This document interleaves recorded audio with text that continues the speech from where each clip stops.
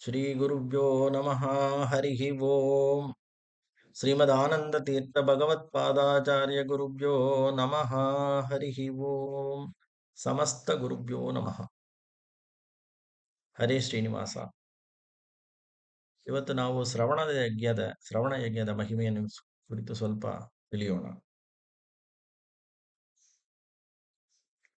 ಕಪಿಲ ಭಗವಂತ ತನ್ನ ತಾಯಿಗೆ ಉಪದೇಶ ಮಾಡುವಾಗ ಶ್ರವಣದ ಮಹತ್ವವನ್ನು ಚೆನ್ನಾಗಿ ತಿಳಿಸಿಕೊಡ್ತಾರೆ. ನಾವು ಈ ಲೌಕಿಕವಾದ ವಿಷಯದಲ್ಲಿ ಇರುವಾಗ ನಮ್ಮ ತಲೆಯಲ್ಲಿ ಸದಾ ಸರ್ವಕಾಲವು ಲೌಕಿಕ ಚಿಂತನೆಗಳೇ ಇರುತ್ತದೆ. ಭಗವಂತನ ವಿಷಯಗಳು, ಭಗವಂತನಲ್ಲಿ ಭಕ್ತಿ, ಅದ್ರ ಬಗ್ಗೆ ಏನು ತಿಳಿಯೋದಕ್ಕೆ ಆಸಕ್ತಿಯೇ ಬರೋದಿಲ್ಲ. ಕಾರಣ ಏನು ಅಂದ್ರೆ ನಮ್ಮ ಚಿತ್ತದಲ್ಲಿ ಸದಾ ಸರ್ವಕಾಲವು ಲೌಕಿಕ ವಿಷಯಗಳೇ ತುಂಬಿರುತ್ತೆ. ಚಿತ್ತ ಅಂದ್ರೆ ಏನು? ಚಿತ್ತ ಅಂದ್ರೆ ನಮ್ಮ ಮೆಮರಿ. ನಾವು ಏನ್ ಸದಾ ಸರ್ವ ಕಾಲವು ಮಾಡ್ತಾ ಇದೀವೋ ಅದೇ ನಮ್ಮ ತಲೆಯಲ್ಲಿ ಉಳಿಯುತ್ತೆ. ಸೊ ಆದ್ರಿಂದ ಈ ನಮ್ಮ ತಲೆಯಲ್ಲಿ ಸದಾ ಸರ್ವಕಾಲವು ಲೌಕಿಕ ಚಿಂತನೆ ಇರುವಾಗ ಭಗವಂತನ ವಿಷಯದಲ್ಲಿ ಆಸಕ್ತಿಯೇ ಬರೋದಿಲ್ಲ. ಒಂದು ಪ್ರವಚನ ಕೇಳೋಣ, ಪೂಜೆ ಮಾಡೋಣ, ತಿಳಿಯೋದಕ್ಕೆ ಒಂದು ಇಂಟ್ರೆಸ್ಟ್ ಬರೋದಿಲ್ಲ. ಸೊ ಇದನ್ನು ಹೇಗೆ ಅವಾಯ್ಡ್ ಮಾಡೋದು? ಅದಕ್ಕೆ ಕಪಿಲ ಭಗವಂತ ಅವ್ರ ತಾಯಿಗೆ ತಿಳಿಸ್ತಾನೆ.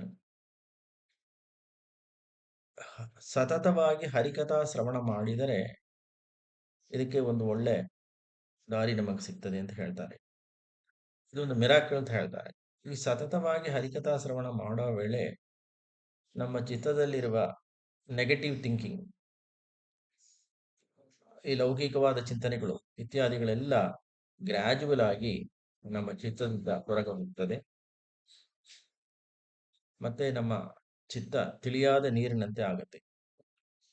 ಮಳೆಕಾಲ ಮುಗಿದ ಮೇಲೆ ಬರುವ ನದಿಯಲ್ಲಿ ಬರುವ ನೀರು ಹೇಗೆ ಕ್ಲೀನ್ ಆಗಿರ್ತದೋ ಆ ತರ ನಮ್ಮ ಚಿತ್ತ ಕ್ಲೀನ್ ಆಗುತ್ತೆ.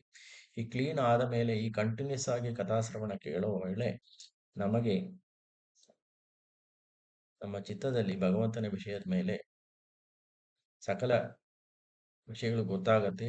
ಭಗವಂತನ ಮೇಲೆ ಆಸಕ್ತಿ ಉಂಟಾಗತ್ತೆ. ಭಗವಂತ ಎಂತಾದವ, ಅವನು ಎಂತ ಉಪಕಾರ ಮಾಡಿದ್ದಾನೆ, ಅವನಿಂದಲೇ ಸಕಲ ಕೆಲಸವೂ ಆಗತ್ತೆ ಎಂಬ ಒಳ್ಳೆ ವಿಷಯಗಳೆಲ್ಲ ನಮ್ಮ ಮನಸ್ಸಲ್ಲಿ ಬಂದಾಗ ನಾವು ಭಗವಂತನ ಕಡೆ ನಾವು ಗಮನ ಕೊಟ್ಟು ಭಗವಂತನ ಮೇಲೆ ಭಕ್ತಿ ಮಾಡ್ತೀವಿ, ಭಗವಂತನ ಗುಣಗಾನವನ್ನು ಮಾಡ್ತೀವಿ. ಇದರಿಂದ ಭಕ್ತಿ ಬೆಳೀತದೆ, ಭಕ್ತಿಯಿಂದ ಮೋಕ್ಷ ಸಿಗ್ತದೆ. ಸೊ ಇದಕ್ಕೆ ಮೇನ್ ಆಗಿ ಹರಿಕಥಾ ಶ್ರವಣವೇ ಇದಕ್ಕೆ ಒಂದು ಮೆಡಿಸಿನ್. ಸೊ ಆದ್ರಿಂದ ನಾವು ಸತತವಾಗಿ ಹರಿಕಥಾ ಶ್ರವಣ ಮಾಡುವುದನ್ನು ಒಂದು ನಿತ್ಯ ಅನುಷ್ಠಾನವಾಗಿ ನಾವು ನಮ್ಮ ಜೀವನದಲ್ಲಿ ಅಳವಡಿಸಿಕೊಂಡ್ರೆ ಭಗವಂತ ನಮಗೆ ಅನುಗ್ರಹ ಮಾಡುತ್ತಾನೆ. ಶ್ರೀಕೃಷ್ಣಾರ್ಪಣಮಸ್ತು.